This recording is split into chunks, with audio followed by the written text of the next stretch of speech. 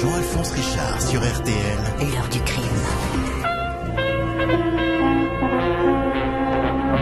Pier Paolo Pasolini, le metteur en scène de La Passion selon saint Matthieu, Théorème, le Décameron, a été découvert assassiné ce matin dans un bois près de Ostie, à 20 km à l'ouest de Rome. Un suspect serait arrêté, un dénommé Giuseppe Pelosi. La police est en train de l'interroger actuellement.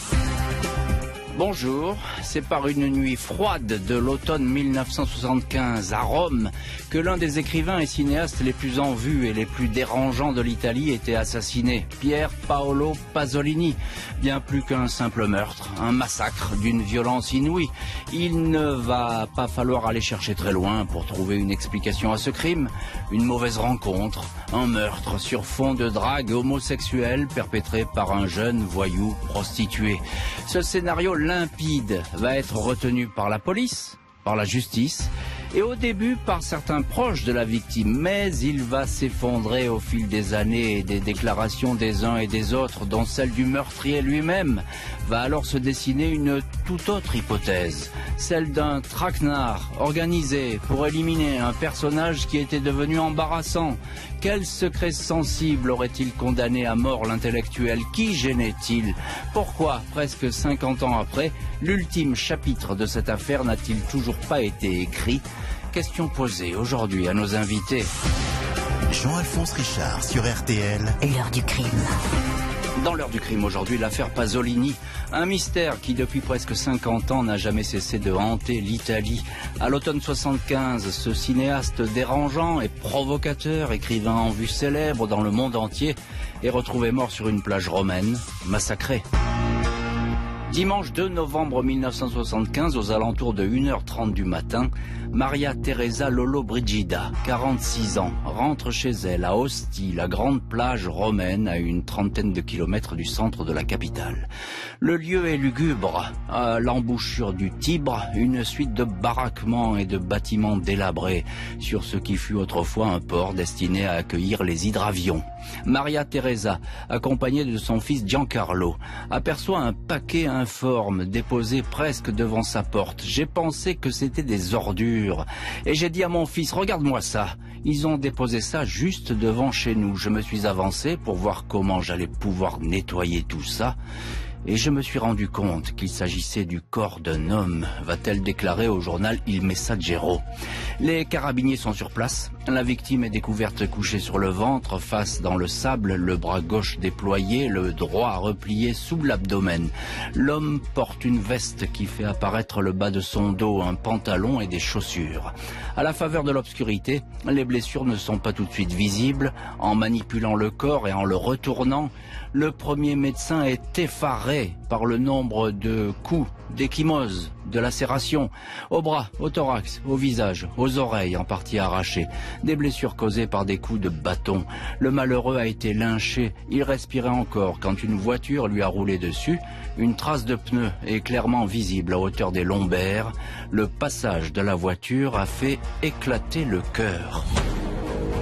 La police identifie rapidement le cadavre de la plage d'Ostie qui, une bonne partie de la matinée, demeure sous un morceau de bâche, sous la garde de quelques carabiniers et les regards de dizaines de curieux.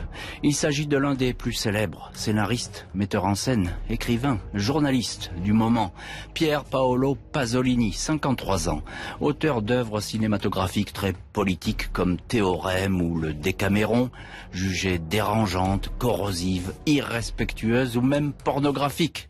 Condamné par les institutions et l'Église, Pasolini ne cache pas son homosexualité à une époque où la seule évocation de cette orientation sexuelle suffit à créer le scandale. À 6h du matin, alors que la victime est depuis longtemps identifiée, la famille est prévenue. Dimanche 2 novembre, autour de 10h du matin, l'un des meilleurs amis de Pasolini, Ninetto Davoli, est convoqué au commissariat d'Ostie et amené sur le bout de plage. Il identifie la victime. Quelques heures auparavant, un adolescent de 17 ans, un certain Giuseppe Pelosi, surnommé Pino la grenouille, en raison de son sourire, a lui aussi été conduit sur la scène de crime. Il a reconnu Pasolini. Le jeune homme avait été interpellé par une patrouille de police d'Ostie aux alentours alentours de 3 heures du matin, il roulait à vive allure au volant de l'Alfa Romeo 2000 immatriculé au nom du cinéaste. Pino Pelosi n'a pas cherché à s'enfuir. Quand les agents l'ont interrogé sur le véhicule, il a rapidement évoqué le meurtre et indiqué qu'il avait tué Pasolini. Il déclare même qu'il a perdu sur place une chevalière en or achetée dans un surplus militaire américain. La preuve qu'il était bien là quand le meurtre a eu lieu. Pelosi, qui est un garçon des rues, connu pour de petits trafics, il se prostituerait occasionnellement, indique avoir rencontré Pasolini la veille à la gare de Rome Termini. Ils sont allés au restaurant. Ils se sont retrouvés ensuite dans ce coin désert pour avoir une relation sexuelle. Devant le juge, le suspect évoque une dispute. Il a voulu me frapper, je me suis défendu, j'ai ramassé une petite table, j'ai agi pour me défendre, je me suis enfui, je n'ai pas fait exprès de lui rouler dessus en voiture. Sur le toit de l'Alfa Romeo, les policiers notent une trace de main ensanglantée qui pourrait être celle de la victime. Et évidemment, cette nouvelle, la mort de l'iconoclaste et très dérangeant Pier Paolo Pasolini, va faire la une de tous les journaux en Italie, mais aussi dans le monde entier, parce qu'on le connaît dans le monde entier, Pasolini, à cette époque. C'est le décès d'un homme en vue, d'un intellectuel influent, révolté, inclassable, un crime résolu. Ça y est, c'est fait, puisque un jeune voyou a avoué avoir porté les coups fatals, affaire tragique, mais affaire close, c'est en tout cas du moins ce qu'on croit, mais affaire qui va rebondir, et on va le voir dans les chapitres suivants, et qui va rebondir de manière très spectaculaire. Bonjour Yann Siret. Bonjour. Merci infiniment d'être avec nous aujourd'hui dans le studio de l'heure du crime pour venir de nous parler de Pasolini et de son décès ô combien brutal. Vous êtes journaliste, écrivain et documentaliste et auteur d'un documentaire audio en 3 parties qui s'appelle Pasolini, le procès interdit. Je dis ça parce que vous connaissez parfaitement cette affaire. Alors il y a quelque chose de très frappant, Yann Siret. Il faut le dire tout de suite, c'est la façon dont a été tué Pasolini. Parce que là, on est au-delà d'une bagarre qui aurait dégénéré, avec ma foi quelques coups de poing qui auraient été distribués. Là, c'est un massacre. Ah oui, c'est un massacre.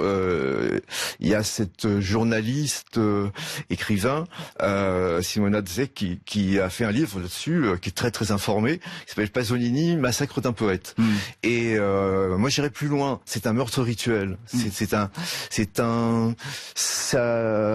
fait penser aux meutes archaïques qui viennent pour dépecer un être, pour une sorte de purification générale d'une société, qui était la société italienne de cette époque-là. Il a des coups partout. Ah oui, oui, bien sûr. Et puis on a trouvé des brûlures, on a trouvé aussi des lacérations par des chaînes de moto. Ils l'ont vraiment martyrisé. Massacré. Ouais. Oui, martyrisé. Massacré, martyrisé. Alors vous parlez de crimes rituels, et c'est vrai qu'il y a cette allure sur cette plage, dans ce lieu totalement désolé. À Ostie, alors là, chargé de symbolique, mais il n'y a que de la symbolique dans cette affaire.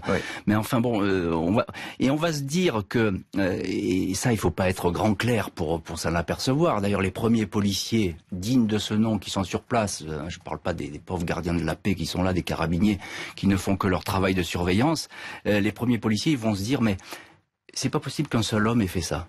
Tout de suite, ils vont le dire. Oui, parce qu'en fait, si vous voulez, tout est sur la scène de crime. C'est-à-dire que à chaque fois que le procès en repart, comme c'était le cas en 2005, comme c'est probablement le cas là maintenant, avec la prise en charge par une commission du Parlement et une commission anti-mafia, les deux, on en parlera peut-être plus tard, sont arrivés à des conclusions. Et donc, mais tout est là. Il y a toutes les preuves sont sous les yeux. Quand vous discutez à l'Institut médico-légal de Rome avec le professeur Durante, par exemple, et qui vous montre les objets, les affaires, les conditions, mais c'est impossible.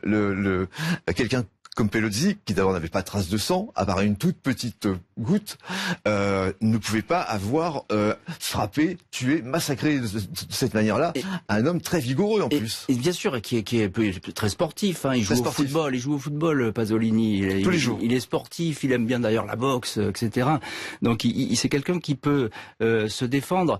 Encore un petit mot, Yann Siret. Oui. Pelosi, il tombe à point. C'est formidable. Là, on a tout de suite quelqu'un qui avoue tout. Et qui dit j'y étais, j'ai même perdu ma bague sur place. Justement, ça aurait dû intéresser la police de voir quelque chose qui est aussi simple. C'était trop simple, évidemment. Tout est dit au moment du crime. Alors, pourquoi il y a eu une telle volonté de ne pas savoir? Voilà. Ça, c'est la question Il qui ne va voulait être pas posée. voir et ne voulait pas savoir. Oui, c'est la question qui va être posée, parce qu'effectivement, là, on peut se poser quand même beaucoup de questions sur cette scène de crime. Bonjour Marcel Padovani. Oui, bonjour. Merci infiniment d'être avec nous depuis Rome, au téléphone de l'heure du crime. Vous êtes journaliste et correspondante en Italie pour l'hebdomadaire l'Obs. Alors, vous êtes notre invité aujourd'hui parce qu'évidemment, cette affaire, vous la connaissez, vous êtes journaliste et l'affaire Pasolini, c'est difficile de l'éviter lorsqu'on fait votre métier. Et puis aussi parce que vous avez interrogé, mais on y viendra, cette interview que vous avez fait de Pelosi, qui est Pelosi, Pino la grenouille, comme on le surnomme. La rana. Et qui est la rana, la grenouille en italien, et qui, lui, s'est auto-désigné comme le meurtrier.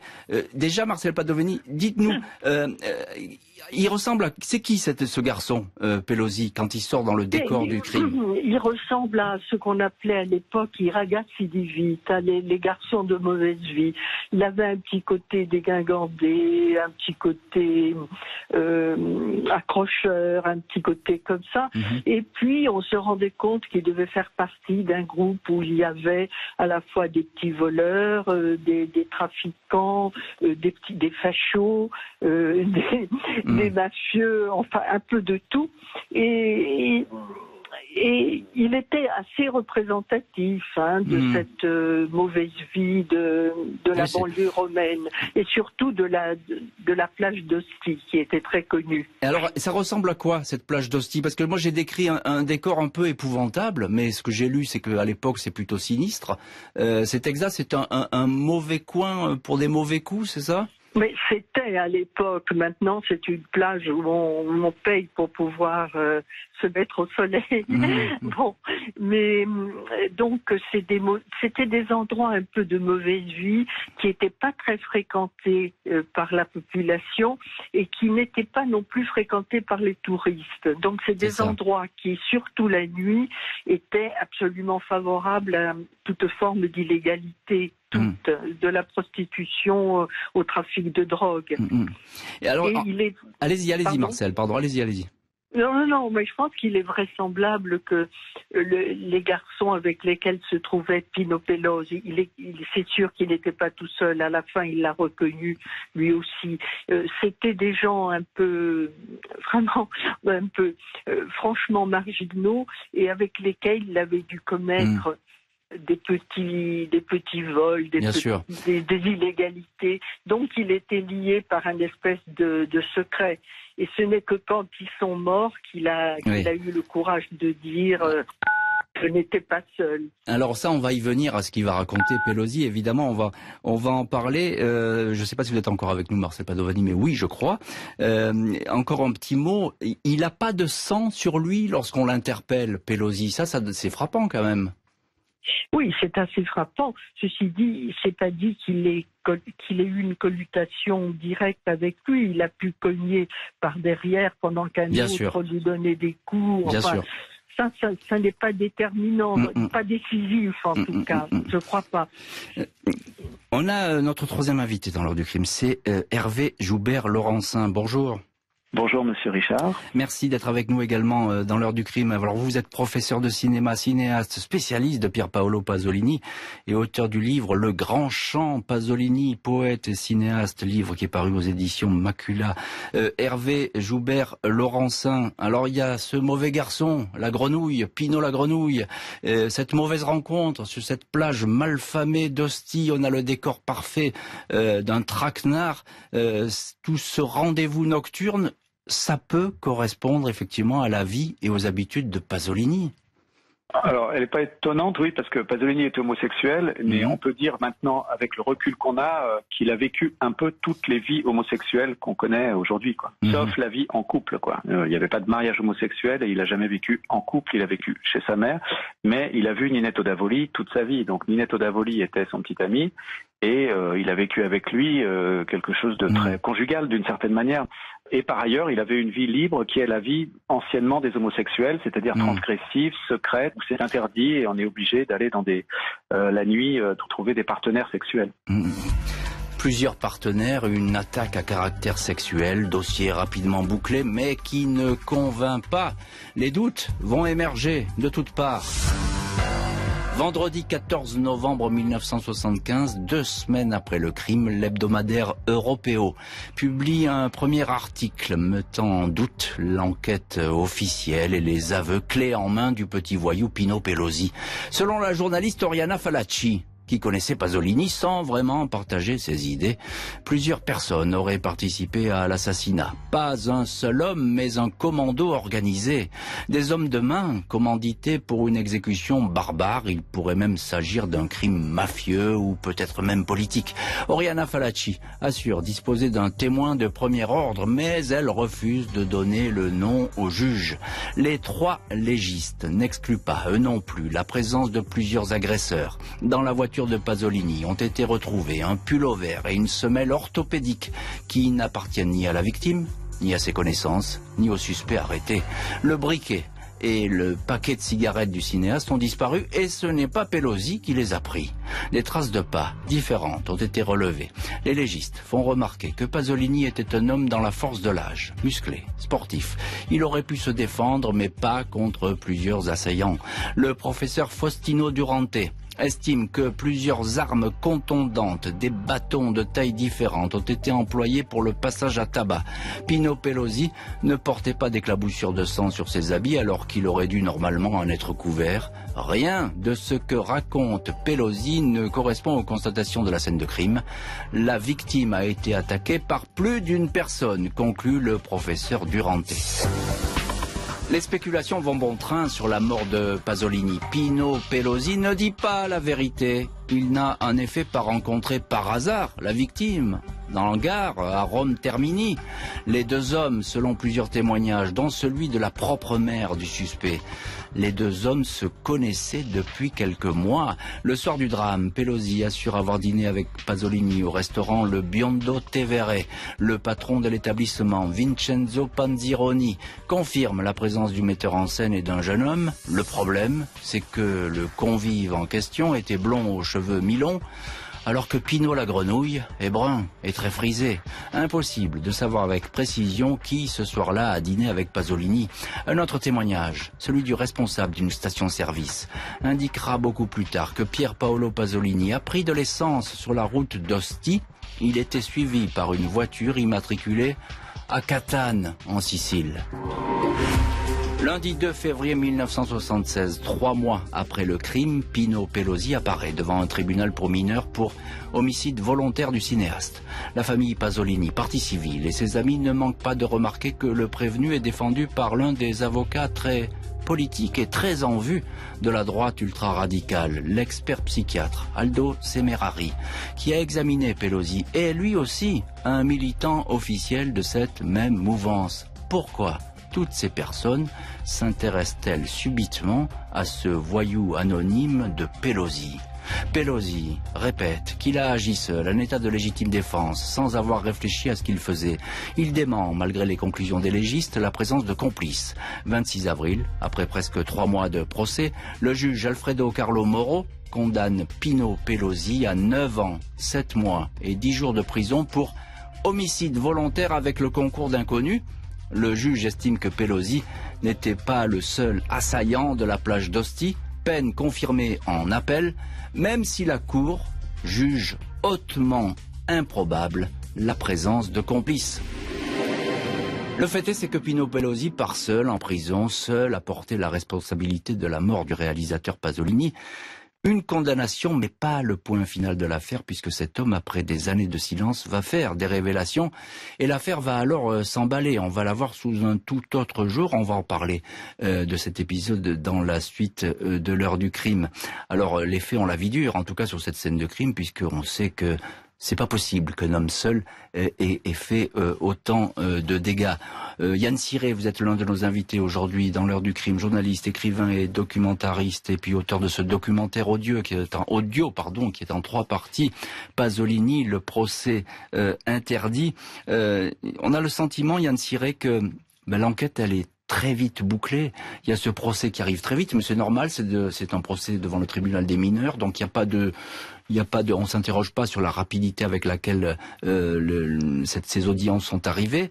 En revanche, il faut faire vite, qu'il faut boucler. Ça y est, c'est fini. On veut plus entendre les témoins, etc. Sans jeu de mots, mais il faut vite enterrer cette affaire. Et par contre, ce qui est paradoxal, c'est que dans d'autres strates des investigations, ils ont été très lents. Par exemple, le corps de Pasolini est resté à joncher la plage d'Ostie pendant de longues heures avec toute la matinée quasiment. C'est ça, voilà, c'est ça, voilà. Avec une bâche qui le recouvrait et les enfants qui jouaient autour, les gens qui, voilà. C'était pourquoi mettre autant de temps, puisqu'on avait déjà repéré qu'il y avait plusieurs traces de voitures. Qu'il y avait énormément d'éléments qui n'appartenaient ni à Pelosi ni à Pasolini. Qu'il y avait des traces de pas. Pasolini et Pelosi avaient des chaussures lisses et là il y avait des empreintes qui ne correspondent pas. Qui ne correspondaient mais en rien. C'est-à-dire que ils ont laissé traîner tout ça et ils ont même refermé la porte sur toutes ces traces. Ouais. Et il y a autre chose aussi, j'ai lu dans le dossier d'enquête, j'invente rien, qu'il y a des gens qui ont entendu des cris, des appels au secours dans la nuit. Bien sûr. On les a pas interrogés? Alors, peut-être qu'on peut dénoter deux cas. Par exemple, l'alter ego de Pasolini, Sergio Zitti, qui était son dialoguiste, l'un de ses scénaristes, d'ailleurs qui a tourné un film très étrange avec Laurent Terzieff qui s'appelait Ostie et où il y avait un meurtre similaire sur la plage d'Ostie. Vous voyez, parce qu'il y a toute une symbolique, je ne sais pas si on l'abordera, de ce meurtre rituel. Et donc, Sergio Zitti avait tout de suite, une semaine après, je crois, enregistré des gens autour et notamment un pêcheur. Mais il faut pas négliger, les gens avaient peur. Ils avaient peur et ils ne voulaient pas avouer des choses, dire des choses. Et lui, il a enregistré, mais il a gardé ses bandes jusqu'en 2005, où ce pêcheur disait, on l'a entendu crier pendant des heures. Il criait maman. Et maman. C'est ça. Il appelait sa mère Pasolini. Effectivement, il y a ces témoignages qui sont effarants, mais qui vont pas être retenus par la justice. Non. On va passer là-dessus, et finalement, on va pas y faire attention. Ce pêcheur et les autres personnes, ils ont peur parce que évidemment, ce sont des mauvais garçons qui sont là, et ils n'ont pas envie de prendre de mauvais coups. Sans doute, c'était peut-être même des personnes qui connaissent. Marcel Padovani, vous êtes avec nous dans l'heure du crime, journaliste et correspondante en Italie pour l'hebdomadaire l'Obs, et vous la connaissez bien, cette affaire. Il y a ce procès qui arrive, le procès de Pelosi. Est-ce qu'il est très suivi en Italie à l'époque, ce procès? Oui, il est suivi parce que il y a eu quand même pas mal de publicité, si j'ose dire, autour du personnage Pelosi, plus encore que Pasolini lui-même. Il faut vous rendre compte que c'était la mise à jour d'une pratique que tout le monde connaissait autour de Rome, à savoir ces rencontres clandestines, ces prostitutions, la drogue, enfin un peu tout. Donc il y avait un intérêt réel. Et puis il y a eu la presse étrangère qui, elle, s'intéressait plus à Pasolini et qui a été très très présente pendant toute la durée du procès. Et ce qui a frappé, c'est la réticence de Pelosi. On se rendait compte qu'il n'était pas en mesure de dire tout. Et on le retrouve d'ailleurs dans le texte de la sentence. Le président du tribunal, qui était d'ailleurs le frère d'Aldo Moro, le grand démocrate chrétien, a émis quelques doutes dans la formulation pour faire comprendre qu'il n'était pas complètement convaincu. Et pour tout dire, pour un homicide, quelqu'un qui est condamné à moins de 10 ans de réclusion, c'est quand même pas beaucoup. Ça veut dire que c'est vraiment pas beaucoup. On ne croyait pas trop à cette version comme ça, édulcorée. Et d'ailleurs, Marcel Padovani, j'ajoute à ce que vous dites et qui est vraiment très très intéressant sur la tenue de ce procès, c'est que le juge Moreau qui mène les débats, il est pas dupe, le juge Moreau. Il a bien vu que Pelosi, c'était quelqu'un de seul et d'un peu largué comme ça, qui est pris en main par un avocat. Le juge Moreau, il va dire qu'il y a des complices. Et il va l'écrire ça, mais il va dire je peux pas aller plus loin parce que j'ai pas d'autres indices. Et la cour d'appel derrière va dire attention, les complices, non, il y en a certainement pas. C'est étonnant. Mais non, c'est pas étonnant parce que d'abord c'est une autre cour qui se prononce et en général on essaie d'être original d'une sentence à l'autre. Bon, et puis ensuite, parce qu'il y avait eu quand même beaucoup de choses dans la presse, où il y avait eu beaucoup de gens qui parlaient de cet homicide et de ces groupes, etc. Et donc, on pensait que Pelosi ne devait pas avoir été tout seul. Ça, oui, ça c'est évidemment ce qui s'impose. Hervé Joubert-Laurencin, vous êtes avec nous dans l'heure du crime, professeur de cinéma, cinéaste et grand spécialiste de Pier Paolo Pasolini. Elle nous le dit, Marcel Padovani, c'est finalement la presse, les journaux qui s'intéressent à l'affaire, et ce sont les journaux qui lèvent des pistes. Oui, il y a les amis de Pasolini ou des journalistes d'investigation qui ont beaucoup écrit immédiatement. D'ailleurs, ce qui s'écrit tout de suite, les enquêtes qui ont eu lieu tout de suite sont parfois les plus intéressantes parce que après les choses se sont refermées, les gens ont été parlés à tout le monde. La police n'a pas très très bien travaillé, ou ceux qui ont travaillé, on ne les a pas beaucoup écoutés. Donc quand on reprend ce qui s'est dit et écrit en 75, début 76, il y a pas mal de choses qui ensuite ne réapparaissent plus. Agression, on le dit, scène de crime, une agression gratuite, mais pas vraiment. On a le sentiment que tout a été prévu. Tout ce qui a été raconté sur cette affaire, à mon avis, est un scénario construit. C'est-à-dire que c'est le scénario le plus vraisemblable, imaginable, et celui qui serait le plus dégoûtant pour que Pasolini devienne en quelque sorte le coupable de son propre crime. Ce qui a très très bien marché. Personne n'y était et personne ne l'a filmé et personne ne sait ce qui s'est passé vraiment. Mais en revanche, on sait que une description qui implique l'idée que un homme d'un certain âge paye quelqu'un qui est encore mineur, qui est prostitué, etc., a été envoyée à tous les journaux avant même que Pelosi soit arrêté. Et qui veut dire que quelqu'un a fabriqué ce scénario qui serait le plus néfaste à Pasolini et qui permettrait peut-être de sauver un peu son assassin, parce que je crois on est sûr aujourd'hui qu'il y a une organisation de ce meurtre, et ça, c'est ce qui a été fabriqué comme scénario, à mon sens. Un scénario fabriqué. Après 20 ans de silence, le seul condamné va se lancer dans de spectaculaires révélations.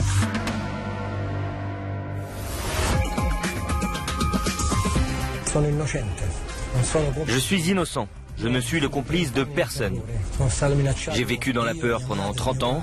Ma mère, mon père et moi avons été menacés. Maintenant, ils sont morts. Je suis seul. Après 22 ans en prison, j'ai 46 ans et je n'ai plus peur.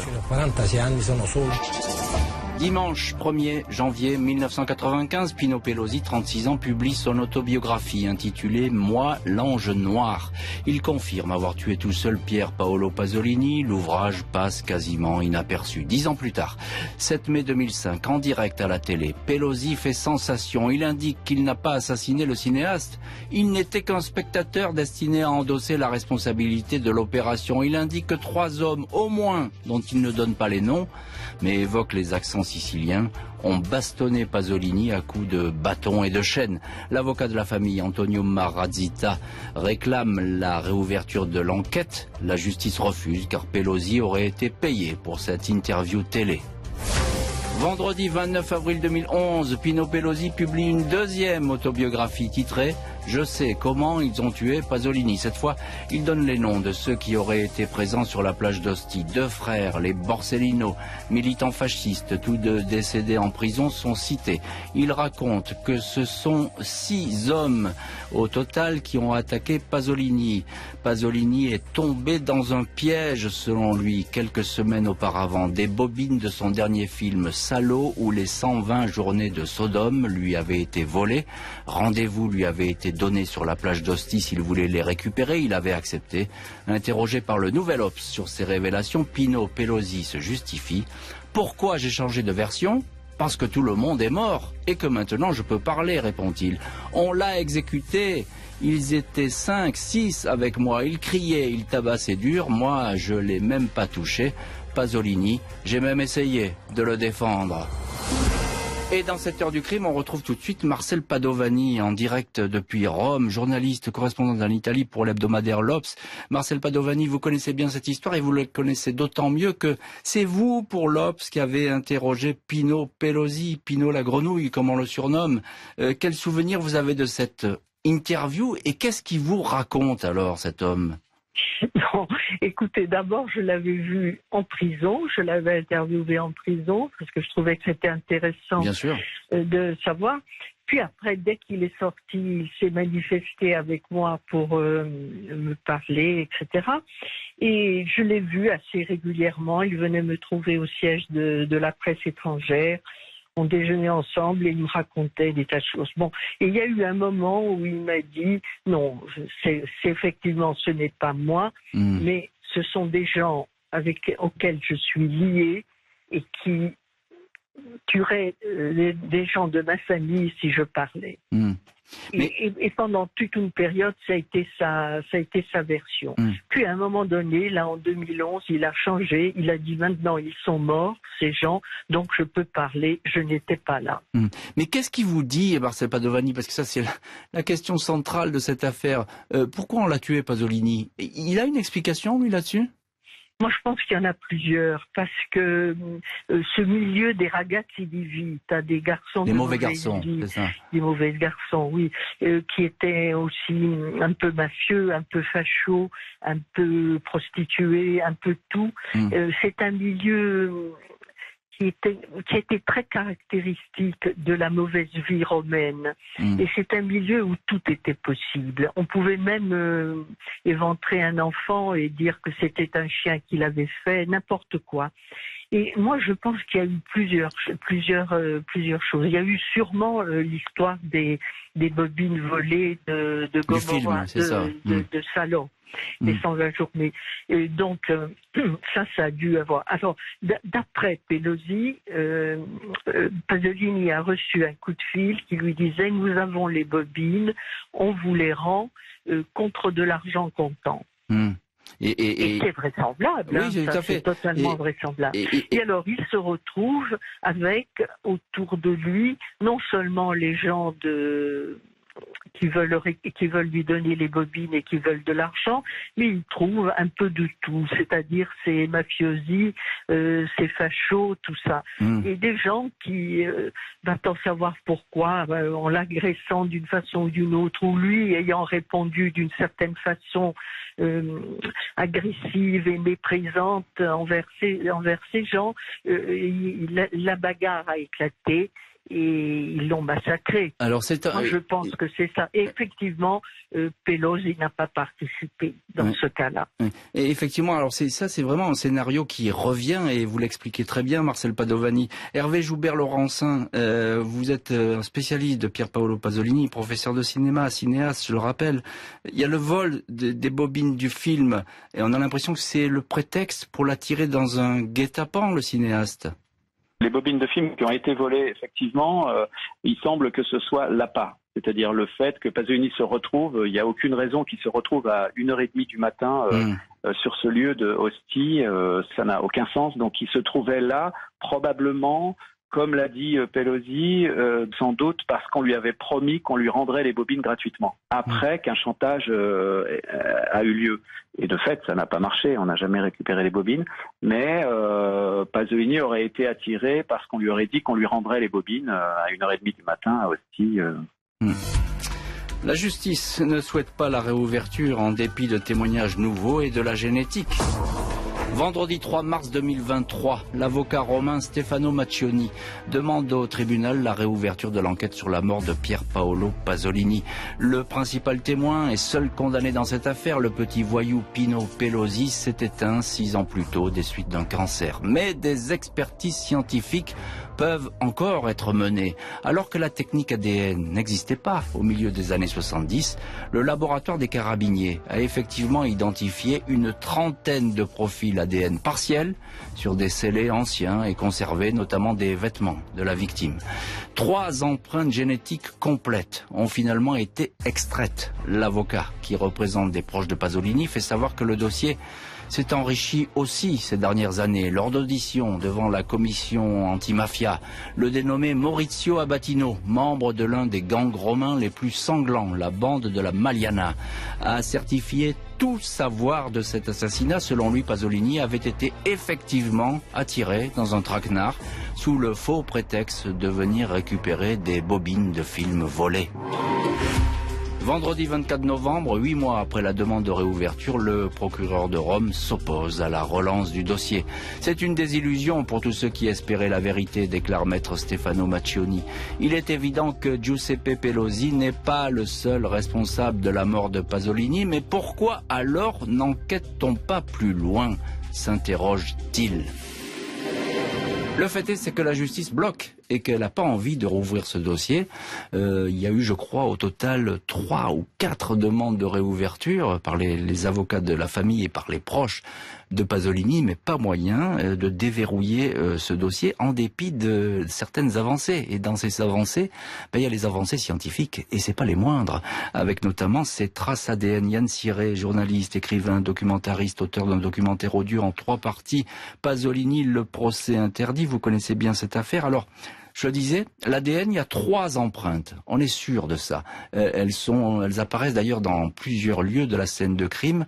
Il y a une piste, et cette piste, elle est importante parce qu'elle pourrait faire un jour ou l'autre, elle est fondamentale. Le dossier. Ouais. Elle est fondamentale.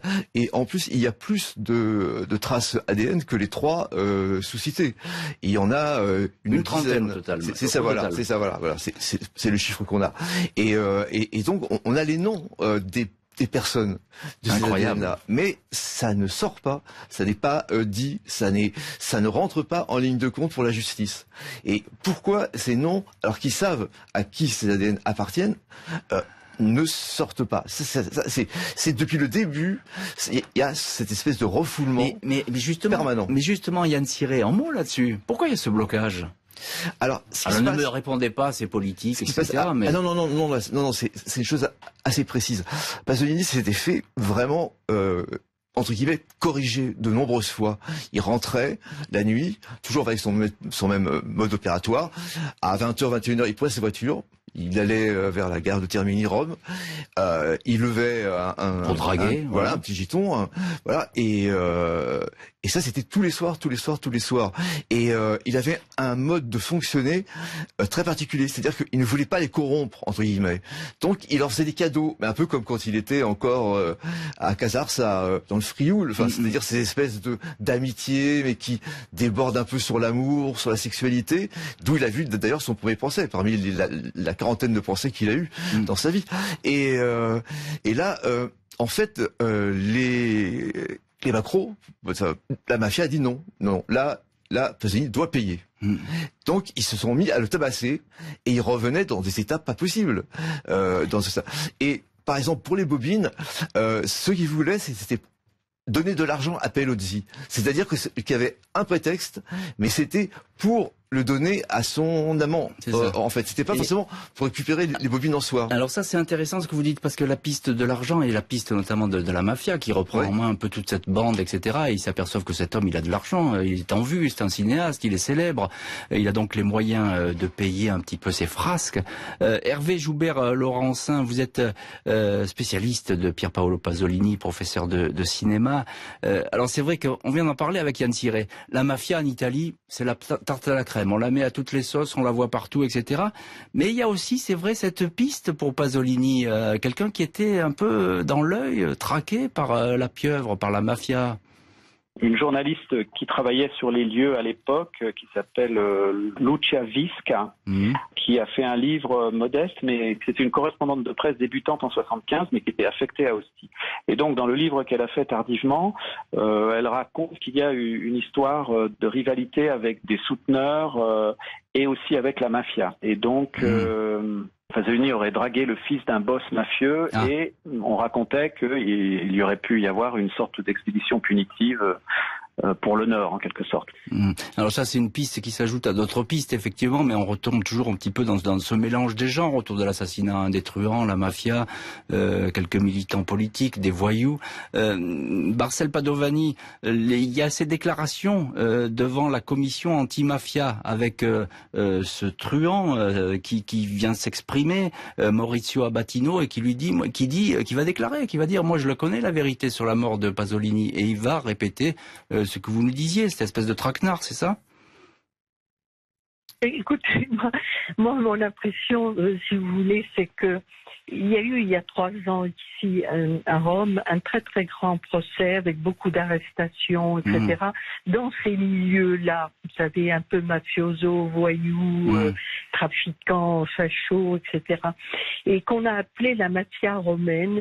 Et c'était vraiment le moment de la condamnation de tout ce réseau, toute cette fermentation qui ruinait la périphérie romaine. Et je crois que il faut vraiment, mon impression à moi, c'est qu'il faut resituer sérieusement dans ce milieu-là, ne pas penser qu'il y avait un projet particulier, politique ou sexuel, où il y avait tout ça en même temps. Ouais, c'est ça. Et l'histoire des bobines, ça a été une occasion.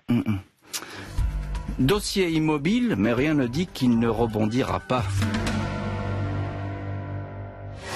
L'heure du crime, présenté par Jean-Alphonse Richard sur RTL. Les amis de Pier Paolo Pasolini ont tous leur idée sur un possible mobile de l'assassinat politique, privé, crapuleux. Mais ils s'accordent à dire que cette mort était volontairement spectaculaire, destinée à frapper les imaginations. Un crime mis en scène, une exécution publique effectuée au grand jour pour que tout le monde voie et apprenne, indique Maria Antonietta Macchiocchi, amie de l'écrivain. Pier Paolo Pasolini repose dans le caveau familial de Casarsa, une petite ville du Frioul. Ça ne m'a pas plu beaucoup, parce que cette mort, il y a des choses inexplicables. C'est vrai, cette mort reste un mystère. Giovanna Marini, une amie de Pier Paolo Pasolini dans l'émission Le Cercle de Minuit, c'était en 1997. Yann Ciré, vous êtes l'un de nos invités aujourd'hui dans l'heure du crime, journaliste, écrivain, documentariste. Vous connaissez parfaitement le dossier Pasolini. Est-ce qu'il gênait Pasolini? Est-ce qu'on a pu finalement lui faire la peau, pardonnez-moi de cette image, mais qui est exacte, parce que il savait des choses. Et pour des raisons très précises, je crois que là où tout s'enclenche et qui va mener à cette nuit de tous les saints, c'est-à-dire le moment où dans le Corriere della Sera, qui est le plus grand journal italien, il dit « je sais les noms ». Donc il fait référence aux attentats néofascistes. Oui, il est prêt à donner ses noms. Il dit on verra Giulio Andreotti, président du Conseil, avec les menottes à la main. Il dit je sais. Et là, il y a quelque chose qui il est rentré dans le couloir de la mort. Il attire la foudre. Ah oui, non, mais ça, il dit, et sans citer les noms, il dit je les connais, je sais qui est-ce. Et alors, ce qui s'est passé, moi, je pense que c'est plutôt vers cette version-là qu'on peut se diriger, c'est que il oscillait dans des milieux très très différents, voire même opposés. Autant il avait des renseignements par la petite pègre, par ceux qui ont fini par le tuer d'ailleurs,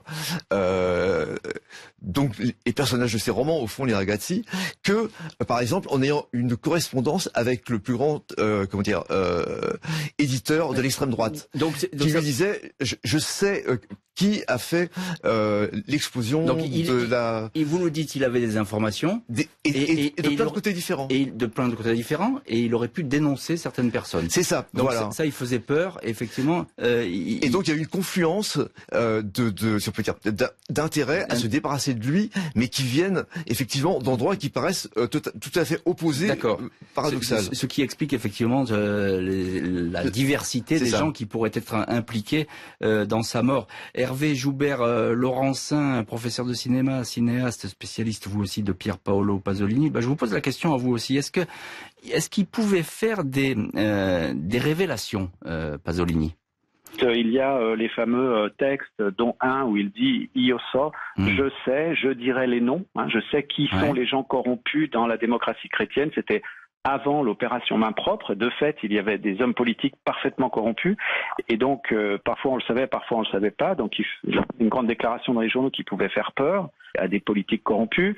Vraiment, c'est quelqu'un qui parlait beaucoup et qui était écouté, discuté.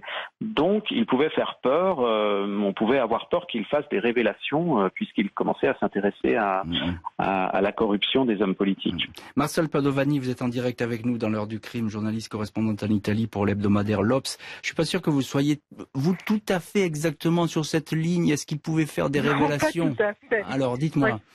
Non, pas tout à fait, parce que le côté exemplaire de l'assassinat de Pasolini, vouloir démontrer, etc., c'est quelque chose qu'on a vu surtout de l'étranger et de France. Hein. Ici, en Italie, ça a été plus vu et vécu comme un assassinat occasionnel, et il n'avait pas la réputation, la publicité, le prestige qu'il a conquis après et qu'il avait déjà en France, par exemple. Ça a été vraiment très très français. Très française, l'interprétation de l'assassinat de Pasolini comme quelque chose comme un message, comme quelque chose qui avait une signification politique, littéraire et sociétale. Ça a été vécu plus comme quelque chose d'occasionnel. Oui, vous restez beaucoup plus terre à terre, Marcel Padovani. Mais il y a une question quand même, je voudrais vous poser, et on en parlait avec Yann Siré tout à l'heure. La justice refuse obstinément de rouvrir le dossier. Il y a quand même eu cette histoire d'ADN qui est importante. Il y a des nouveaux témoignages qui sont apparus. On parlait de la commission anti-mafia. Ça ne bouge pas. On a l'impression que ça gêne cette histoire encore. Je ne pense pas que ce soit seulement cette histoire qui gêne, parce qu'il y a quand même des tonnes de dossiers importants qui sont accumulés sur les bureaux de la magistrature italienne, qui est complètement débordée avec 4 mafias en exercice, avec des histoires de corruption absolument fabuleuses, et avec les complots un peu fachos qui sont en train de se faire. Donc, disons que ça n'est pas vraiment d'actualité. Mais je pense qu'un jour ou l'autre, ça sera rouvert. Ça, vous pensez juste, Yann Siré, vous pensez que ça sera rouvert un jour, ce dossier? Oui, je pense que il va y avoir une sorte de résolution, peut-être imparfaite, incomplète, mais il y aura une résolution.